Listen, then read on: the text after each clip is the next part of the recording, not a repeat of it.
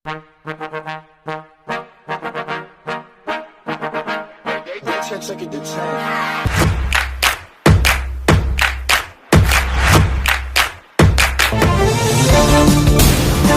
Banyumas Ahmad Hussein terus berupaya untuk mencapai zero waste atau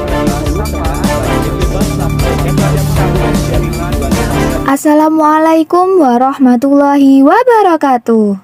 Salam sejahtera, salam Om Swastiastu, Namo Buddhaya, salam kebajikan. Perkenalkan, saya Genia. Saya Lulu Laila Setiawan. Kami akan memandu sharing season kelompok Labengki pada kesempatan kali ini. Nah, di kesempatan kali ini nih kita akan melakukan sharing session nih teman-teman Mahesa yang bertema tentang lingkungan hidup. Kelompok kami berfokus pada bahasan implementasi pelestarian dan pembangunan zero waste dan zero carbon. Tapi teman-teman Mahesa sebenarnya udah pada tahu belum sih apa sih itu zero waste dan apa sih itu zero carbon? Ini nih penjelasannya. Jadi, zero waste adalah filosofi yang dijadikan sebagai gaya hidup untuk mendorong kita lebih bijak dalam memaksimalkan sumber daya sehingga produk-produk bisa digunakan kembali. Zero waste juga soal menjauhi single-use plastik atau plastik yang hanya digunakan sekali. Tujuannya adalah agar sampah tidak dikirim ke landfill. Jadi, zero waste itu bukan hanya tentang recycle ya, teman-teman Mahesa, atau mendaur ulang. Ini itu udah jadi miskonsepsi yang umumnya terjadi. Padahal sebenarnya zero waste itu dimulai dari refuse, reduce, dan reuse. Nah, ketika benar-benar sudah tidak memungkinkan untuk 3 hal tadi, maka dilakukanlah recycle dan reuse. Oh, ternyata zero waste itu seperti itu ya, Kak. Terus, zero carbon itu apa, Kak? Jadi gini teman-teman Mahesa semua, zero carbon adalah kondisi di mana jumlah emisi karbon yang dilepaskan ke atmosfer tidak melebihi jumlah emisi yang mampu untuk diserap oleh bumi.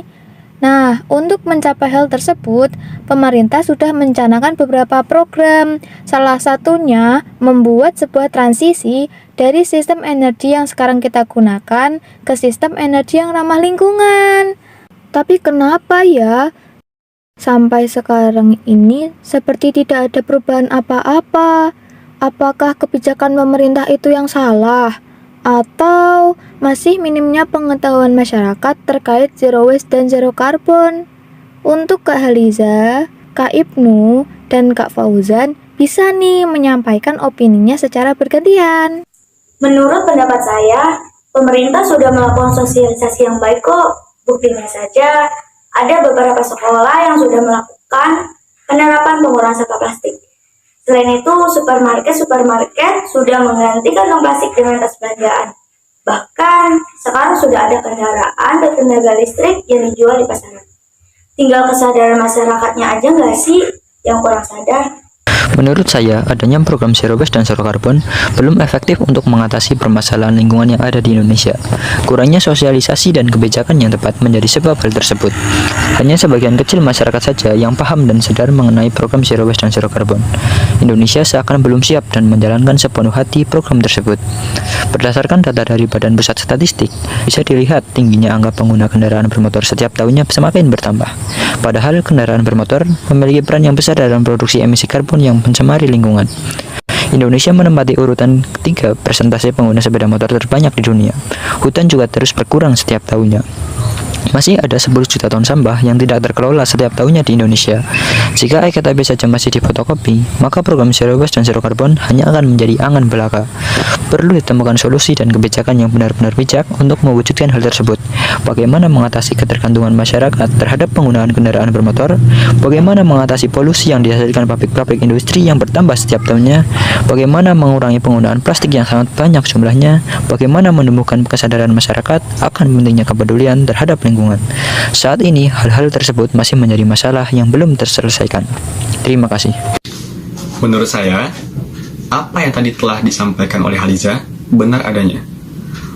Program pembatasan dan pelarangan penggunaan kantong plastik sekali pakai telah gencar dan efektif dalam program Zero Waste dan juga Zero Carbon di tanah air. Namun, hal itu kurang dalam meraih kesuksesan program Zero Waste dan Zero Carbon itu sendiri, terutama di tanah air ya. Mengingat hutan-hutan di Indonesia ini makin lama makin dihabisin, sementara ia berperan hebat, berperan aktif dalam produksi O2, oksigen. Kemudian, masalah tingginya angka penggunaan kendaraan bermotor, baik roda 2 maupun roda 4, baik bermesin diesel maupun bermesin bensin biasa. Kendaraan-kendaraan tersebut turut andil dalam pencemaran lingkungan, terutama pencemaran udara, diikuti dengan asap polusi yang dihasilkan pabrik-pabrik industri yang kian merajalela. Yang kita harus upayakan dari diri kita masing-masing adalah mulai menggunakan transportasi umum, terus bisa bersepeda dan juga berjalan kaki jika jarak dan kondisi tubuh memungkinkan, serta mulai mengurangi produk-produk sekali pakai seperti botol minum sekali pakai dan juga bungkus-bungkus makanan lainnya yang sulit didaur ulang. Dan itu semua dimulai dari kita. Oke, itu tadi pendapat dari ketiga teman kita atau ketiga panelis kita terhadap kurangnya edukasi dalam program Zero Waste dan Zero Carbon. Dengan belum sempurnanya program Zero Waste dan Zero Carbon diterapkan, tentu menimbulkan dampak yang tidak bisa diremehkan begitu saja. Seperti ini, munculnya keracunan yang disebabkan oleh menghirup asap pembakaran dan gas berbahaya. Kondisi itulah yang menyebabkan oksigen mencapai sel dan jaringan dalam organ tubuh, mengancam kualitas udara yang kita hirup, teman-teman Mahesa. Gimana sih fenomena itu bisa berpengaruh terhadap lingkungan, dan cara apa yang sekiranya dapat dilakukan agar hal ini tidak terus-menerus terjadi? Bisa nih Mas Angger untuk menyampaikan opininya, diikuti oleh Mbak Audi dan Mbak Amel. Menurut pendapat saya, sudah cukup banyak fenomena yang terjadi akibat dari sampah yang sulit didaur ulang, terutama sampah plastik yang berlebihan. Sebagai contoh, ditemukannya sampah seberat 5,9 kg di dalam perut paus sperma yang mati di perairan Wakatobi. Banyak media sosial yang memberitakan hal tersebut, salah satunya adalah harian Kompas. Kemudian berita tersebut menuai banyak kritikan dari penjuru Indonesia, terutama dari aktivis peduli lingkungan, karena mirisnya di sampah plastik tersebut berupa limbah rumah tangga. Ada tutup botol plastik, sedotan, sendal jepit, dan lain-lain. Di beberapa tempat di Indonesia, sampah plastik yang berada di dalam tanah maupun di atas tanah dapat merusak kandungan zat air di dalamnya. Zat-zat di dalam sampah plastik dapat terlepas atau mengurai dan menyatu dengan air tanah, sehingga air dapat mengandung polimer dan merkuri yang apabila dikonsumsi kita itu akan sangat berbahaya untuk kesehatan dan tumbuh kembang anak. Dari kejadian tersebut, maka lahirlah solusi atas permasalahan ini, sekaligus mewujudkan gerakan Zero Waste.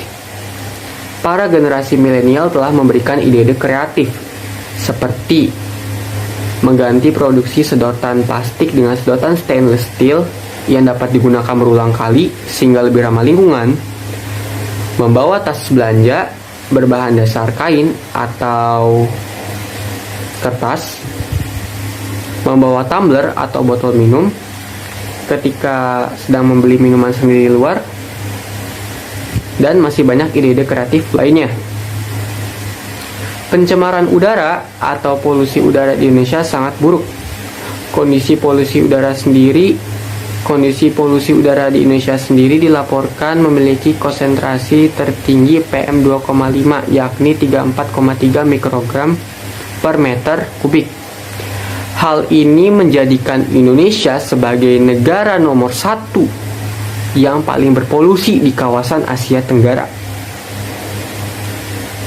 Hal ini juga dapat memberikan dampak negatif seperti terganggunya pernapasan, gangguan pernapasan, penyakit gangguan pernapasan seperti ISPA, asma, kanker paru-paru.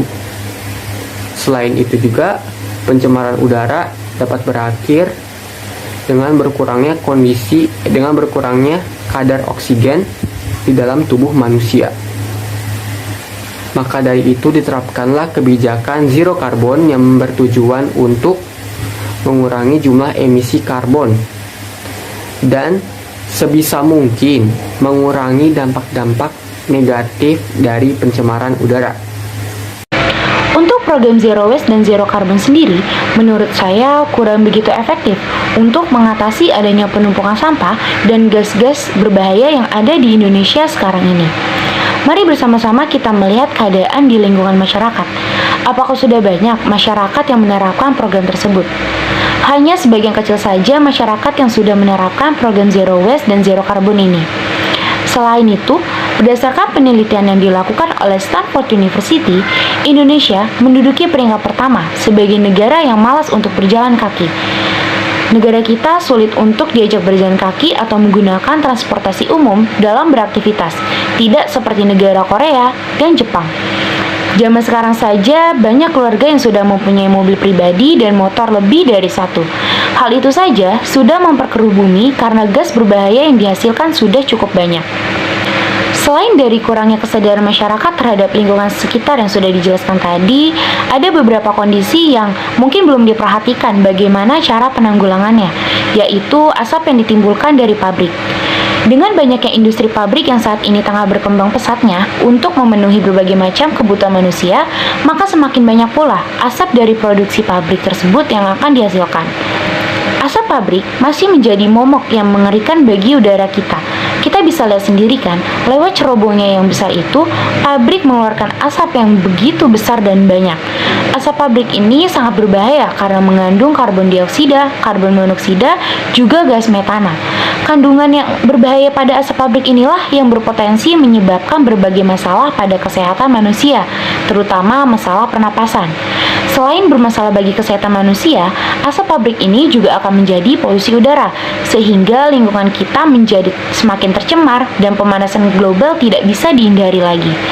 Nah, karena hal itulah pemerintah butuh langkah-langkah yang lebih efektif dan efisien dalam menangani perubahan lingkungan.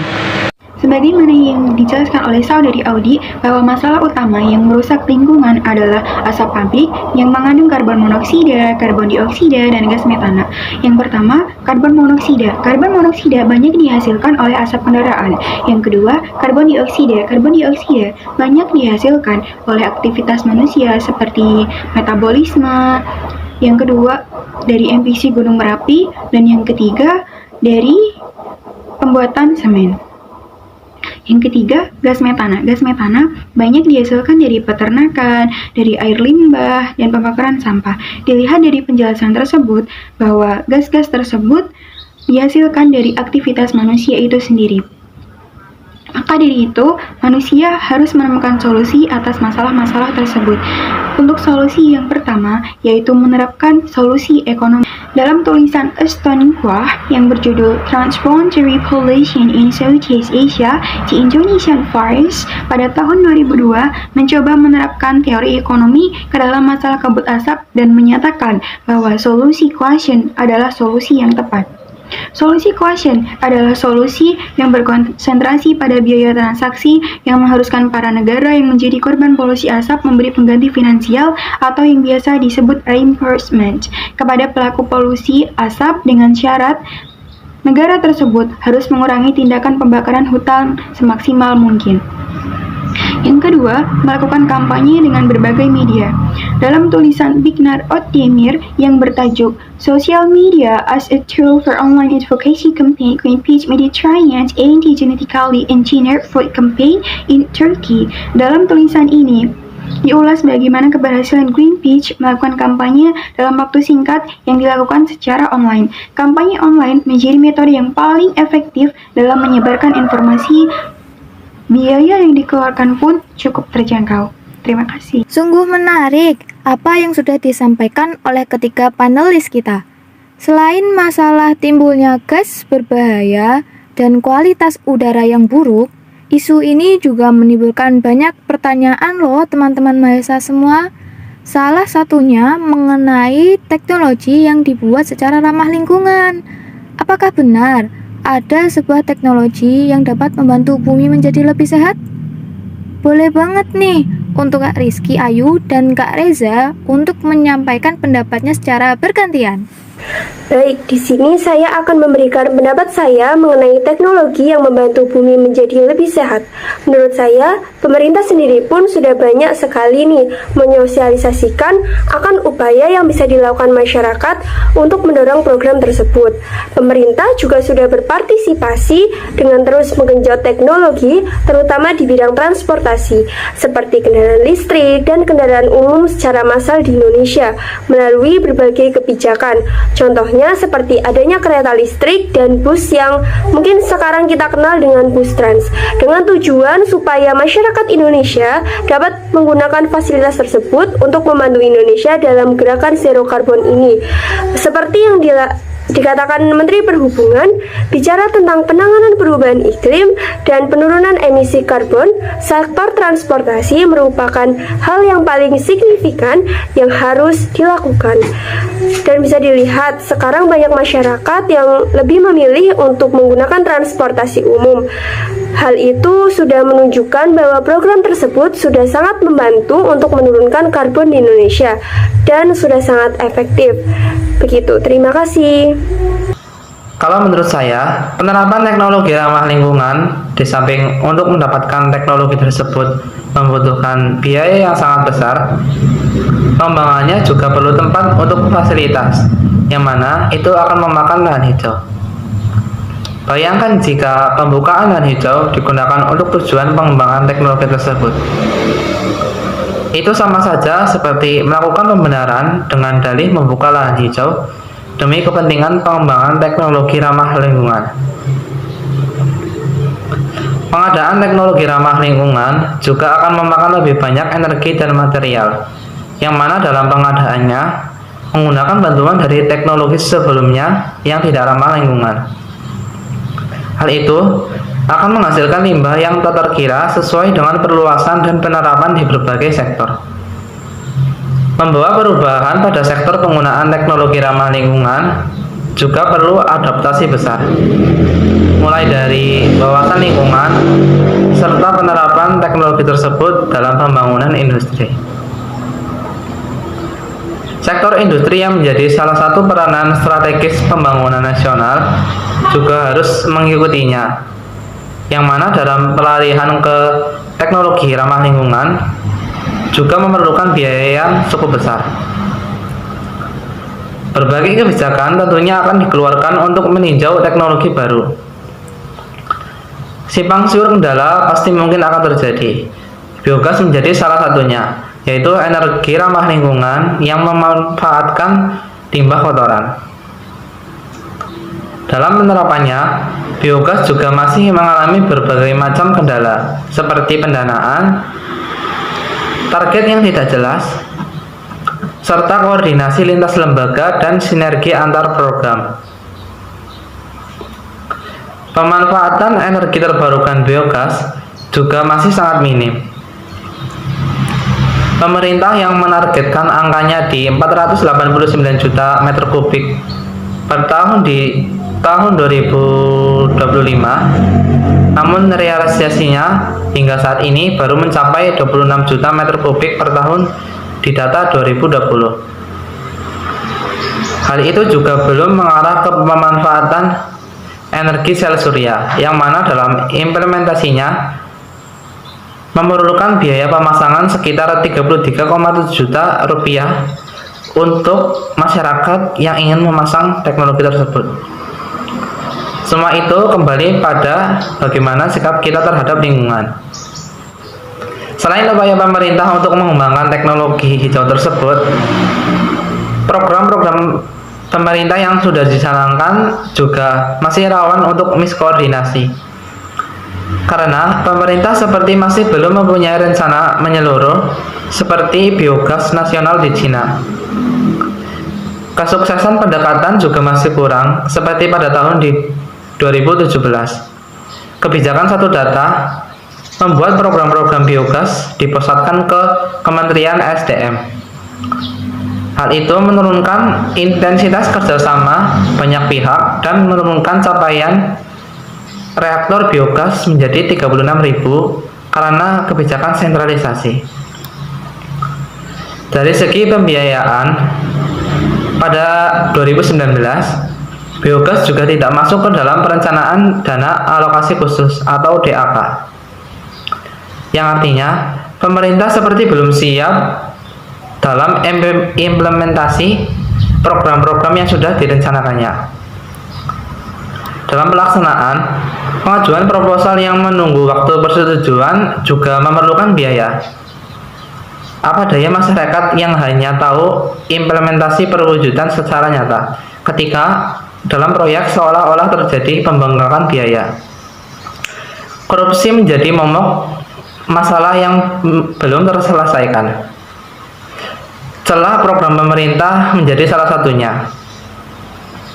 Mungkin itu saja, terima kasih. Oke, itu tadi dia pendapat yang sangat luar biasa dari teman kita. Nah, tapi dari beberapa program pemerintah terhadap dukungan terhadap zero waste dan juga zero carbon, teman-teman Mahesa udah pada tahu belum nih sama isu yang satu ini? Isu yang satu ini tuh pernah benar-benar viral, dan aku yakin teman-teman Mahesa juga pasti udah pada tahu sih tentang isu ini. Apa ayo? Ada yang tahu nggak? Betul banget. Isu itu adalah pemindahan ibu kota negara yang semulanya berada di DKI Jakarta dan akan dipindahkan ke Kalimantan Timur. Udah pada tahu dong ya pasti. Ini ibu kota negara kita loh, mau pindah, masa nggak tahu sih? Aku yakin udah pada tahu sih ya. Nah, dari fenomena ini, apakah pemerintah juga sudah terlihat bahwa pemerintah juga mendukung program zero waste dan juga zero carbon? Mengingat alasan dipindahkannya ibu kota, katanya sih karena penduduk DKI itu udah banyak, udah padat. Ini bukan katanya lagi, itu memang fakta ya, bisa disebut sebagai fakta. Dan juga ada yang menyebutkan bahwa kualitas udara di DKI Jakarta itu sudah buruk, dan ini benar. Beberapa bulan ke belakang juga sempat rame tuh tentang data yang dimana menampilkan bahwa daerah DKI Jakarta dan sekitarnya itu memiliki kualitas udara yang buruk, bahkan bisa dibilang berbahaya. Nah, aku mau tahu nih, apakah langkah ini atau langkah pemindahan ibu kota dari DKI Jakarta ke Kalimantan Timur itu apakah sudah merupakan hal yang tepat dilakukan oleh pemerintah? Dan apa sih dampak yang akan ditimbulkan bagi DKI Jakarta sendiri dan juga Kalimantan Timur? Oke, kita pengen tahu nih pendapat dari Mas Lutfi yang dilanjutkan dengan Mbak Nala dan juga Mas Arya. Ada beberapa alasan mengapa pembangunan Ibu Kota Nusantara adalah hal yang bagus. Yang pertama, pembangunan Ibu Kota Nusantara ini merupakan upaya pemerintah untuk mengusung pembangunan ekonomi yang inklusif dengan menyebarluaskan magnet pertumbuhan ekonomi baru, sehingga tidak hanya bertumpu di Pulau Jawa semata. Banyak sekali ketimpangan pembangunan dan pendidikan di luar Pulau Jawa, salah satunya di Kalimantan Timur. Ya, lokasi yang nantinya akan menjadi pusat dari Ibu Kota Nusantara. Dengan adanya pembangunan Ibu Kota Nusantara ini, diharapkan nantinya ketimpangan pembangunan dan pendidikan di Kalimantan akan cepat teratasi. Dan yang kedua, ibu kota tercinta kita saat ini memiliki banyak masalah yang sulit teratasi, mulai dari bencana alam, kepadatan penduduk, hingga kemacetan. Dilansir dari merdeka.com, kerugian ekonomi akibat kemacetan lalu lintas di Jakarta mencapai 65 triliun per tahun. Sedangkan fungsi ibu kota seharusnya menjadi pusat untuk politik, keamanan, dan perekonomian suatu negara. Tidak hanya itu, ibu kota juga mencerminkan sisi kebudayaan negara tersebut yang menunjukkan sebuah karakter yang unik dan khas dari negara tersebut. Apa jadinya bila turis asing berkunjung ke ibu kota negara kita dan pergi dengan penilaian yang tidak enak terhadap negara kita karena hal-hal yang saya sebutkan tadi. Yang ketiga, berdasarkan laporan konsultan Ferik Mapleprof, Jakarta diprediksi akan tenggelam di tahun 2050. Oleh karena itu, ini menjadi salah satu alasan mengapa pembangunan ibu kota Nusantara ini bukanlah ide yang buruk. Salah satu lokasi yang paling strategis adalah Kalimantan. Mengapa pemerintah memilih lokasi tersebut? Karena di Kalimantan ini sangat jarang terjadi gempa. Mengapa di Kalimantan ini sangat jarang terjadi gempa? Karena Pulau Kalimantan ini lokasinya cukup jauh dari lokasi zona tumbukan lempeng atau megatrust, sehingga suplai energi yang membangun medan tegangan terhadap zona seismogenik di Kalimantan ini tidak sekuat dengan daerah lain. Oleh karena itu, kegiatan ekonomi di ibu kota Nusantara nantinya akan sangat sulit terhambat oleh bencana alam. Yang keempat, bila kalian memprotes IKN karena masalah lingkungan, jangan khawatir. Karena dari sisi pemanfaatan energi, IKN ini nantinya akan memanfaatkan energi matahari sebagai sumber listrik, menggantikan listrik yang awalnya bersumber dari batu bara sehingga mengurangi jumlah CO2, serta mampu mengontrol distribusi energi ketika sedang jam puncak. Di samping itu, pemanfaatan green building yang ditandai oleh peningkatan efisiensi energi, pemanfaatan konsumsi air dan bahan, dan peningkatan kesehatan dan lingkungan, penggunaan peralatan yang hemat energi dan ramah lingkungan, penggunaan energi terbarukan, peningkatan kualitas udara dengan heating and cooling system, dan penggunaan sistem pencahayaan alami, sehingga nantinya ibu kota Nusantara ini akan sangat ramah lingkungan. Menurut saya, pemindahan ibu kota ke Kalimantan Timur kurang sejalan dengan sejarah peristiwa perjuangan bangsa Indonesia. Banyak sekali sejarah perjuangan yang telah terjadi di ibu kota Jakarta. Misalnya, peristiwa proklamasi kemerdekaan 17 Agustus 1945. Apabila ibu kota jadi dipindahkan ke Kalimantan Timur, saya rasa cepat atau lambat banyak masyarakat yang melupakan sejarah. Selain itu, dengan dipindahkannya ibu kota negara, pasti membutuhkan dana yang sangat besar. Perlu kita ingat, Indonesia memiliki banyak sekali hutang kepada negara lain. Alangkah baiknya jika dana yang akan digunakan untuk memindahkan ibu kota ke Kalimantan Timur digunakan untuk membayar hutang dan bisa dialokasikan untuk pembangunan bangsa. Misalnya, pembangunan jalan di daerah Papua, kemudian memperbaiki fasilitas-fasilitas pendidikan, pembangunan gedung-gedung yang dapat menunjang untuk masyarakat-masyarakat terpencil, dan masih banyak lagi. Mari kita berpikir bersama. Semisal ibu kota jadi dipindahkan ke Kalimantan Timur, apakah tidak akan merusak lingkungan yang masih alami? Apakah tidak akan menimbulkan gas-gas berbahaya lagi? Dan apakah kerusakan lingkungan bisa teratasi? Para pejabat telah mengutarakan alasan pemindahan ibu kota menuju ke Kalimantan Timur. Hal ini karena Jakarta sering terjadi banjir dan tingkatnya atau semakin meningkatnya kemacetan yang terjadi. Ada juga yang mengutarakan bahwa Jakarta akan tenggelam. Jika langkah yang diambil untuk mengatasi masalah tersebut dengan memindahkan ibu kota ke Kalimantan Timur, Saya rasa itu bukan solusi yang tepat. Seakan-akan pemerintah lari dari masalah yang belum teratasi. Ya, setelah mendengar beberapa pendapat dari teman-teman sebelumnya, menurut saya pemindahan ibu kota negara baru ke Kalimantan ini adalah sebuah penyelesaian atau solusi yang dilakukan untuk permasalahan yang sedang terjadi di Indonesia. Kita juga Undang-Undang Dasar telah menjamin tentang pembangunan nasional. Yang harus kita pastikan adalah pembangunan ibu kota negara baru ini harus sesuai dengan norma-norma konservasi.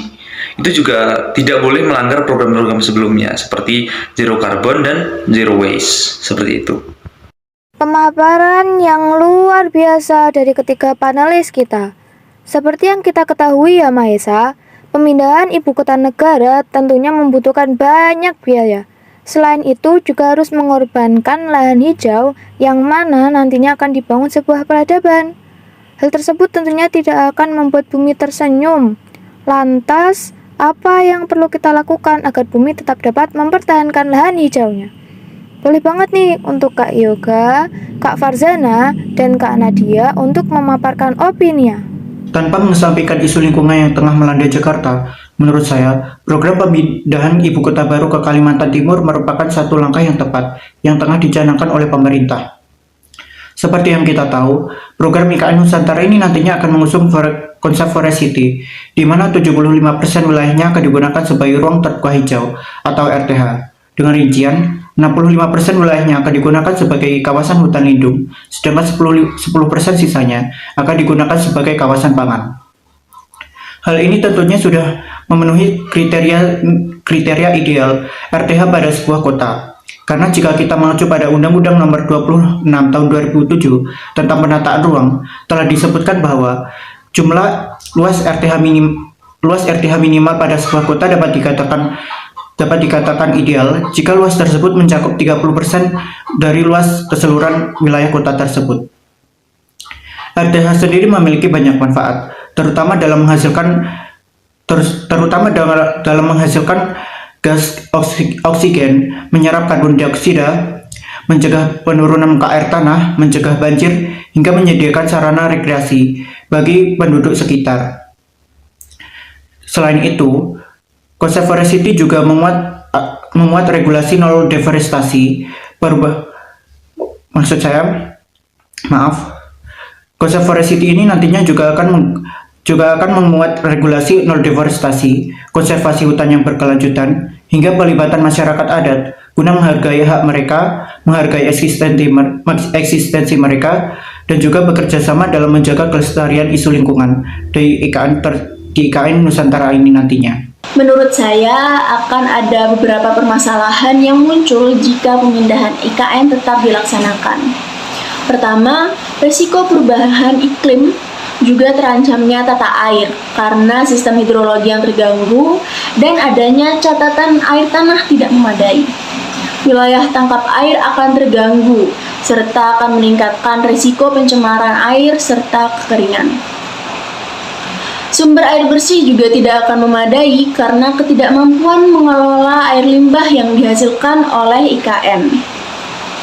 Pemindahan IKN juga akan mengancam keberlangsungan hidup flora dan fauna. Padahal flora dan fauna memiliki peran yang sangat besar dalam menjaga keseimbangan ekosistem. Pemindahan IKN juga meningkatkan risiko konflik satwa dan manusia karena terancamnya habitat satwa liar. Ekosistem mangrove seluas 2000 hektar di Teluk Balikpapan juga akan terancam keberadaannya karena pembangunan IKN. Tidak hanya ekosistem tersebut, lebih dari 10.000 nelayan yang setiap harinya mengakses serta menangkap ikan di Teluk Balikpapan juga akan terkena dampaknya. Pemindahan IKN juga meningkatkan risiko pencemaran dan kerusakan lingkungan yang akan menyebabkan rawannya kebakaran hutan, pencemaran minyak, penurunan nutrien di kawasan pesisir dan laut, serta lubang tambang yang tidak ditutup akan mencemari air tanah. IKN Ibu Kota Nusantara adalah kota terencana yang nantinya akan menggantikan Jakarta sebagai Ibu Kota Negara Indonesia. Meskipun terdapat 3 ancaman dari adanya rencana IKN ini, kemungkinan beberapa masalah masih bisa diatasi karena adanya konsep Forest City di mana 75% lahan IKN akan digunakan sebagai RTH, ruang terbuka hijau. Kemudian konsep ini juga memuat keanekaragaman hayati dan pengelolaan hutan yang berkelanjutan. Namun tidak semua masalah bisa diatasi dengan adanya konsep ini, seperti terkenanya dampak para nelayan yang setiap hari mengakses dan menangkap ikan di Teluk Balikpapan. Mereka merasa kehilangan pekerjaan dan terancam karena resiko pencemaran air dan kekeringan. Apabila mereka, para nelayan, berganti profesi, itu akan sangat sulit untuk beradaptasi dengan profesi baru. Oleh karena itu, pemerintah pusat dan masyarakat setempat harus memiliki kesepakatan jika rencana IKN ini jadi dilaksanakan supaya tidak akan ada lagi keluhan-keluhan tentang lingkungan sekitar dan juga keluhan-keluhan masyarakat setempat. Terima kasih. Oke, teman-teman Mahesa, intinya zero waste dan zero carbon itu mengajak kita untuk mengevaluasi gaya hidup kita dan melihat apa sesuatu yang kita konsumsi dan juga sesuatu yang kita lakukan bisa berdampak negatif terhadap lingkungan. Kenyamanan yang berbentuk produk murah, material yang tidak bisa didaur ulang, merusak kesehatan bumi, dan juga berkembangnya manusia, juga spesies hewan di planet ini. Kita mesti punya pegangan nih, agar kita bisa terus menjaga bumi dengan sebaik-baiknya sehingga bumi gak sakit-sakitan lagi nih teman-teman Mahesa. Kita semua tahu, tidak ada yang namanya sempurna. Begitupun untuk program Zero Waste dan Zero Carbon Lifestyle. Tapi, jangan sampai ketidaksempurnaan ini membuat kita lalai dalam tugas kita untuk menjaga lingkungan. Zero Waste dan Zero Carbon bukan tujuan, tapi suatu proses. Mari kita sama-sama menjalankan proses ini. Terima kasih untuk teman-teman Mahesa semua atas perhatiannya. Mohon maaf apabila ada kesalahan kata atau kesalahan dalam penyampaian.